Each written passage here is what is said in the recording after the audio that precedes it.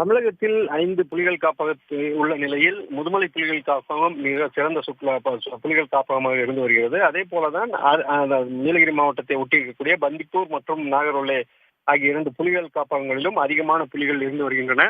இந்த நிலையில் தான் நாம் தற்போது பார்த்துக் கொண்டிருக்கிற இந்த காட்சியானது கபினி வனப்பகுதியில் நேற்றைய தினம் எடுக்கப்பட்டிருக்கிறது. குறிப்பாக அந்த பழைய மைசூர் கேரளா ரோடு என்று சொல்வார்கள்.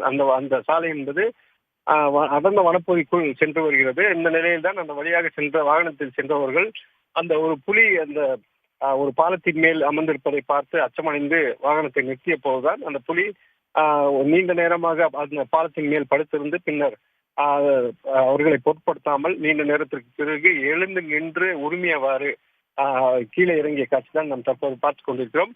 பொதுவாக புலிகள் என்பது மழைக்காலம் என்பதனால் வனப்பகுதி அடர்ந்த வனப்பகுதியில் இருக்கும். ஆனால் தற்போது தென்மேற்கு பருவமழை பெய்து வந்தாலும் புலிகளின் நடமாட்டம் என்பது அதிகமாக இருக்கிறது. அதற்கு முக்கிய காரணம் அவற்றின் எண்ணிக்கை என்பது நாளுக்கு நாள் அதிகரித்துக் கொண்டு வருகிறது.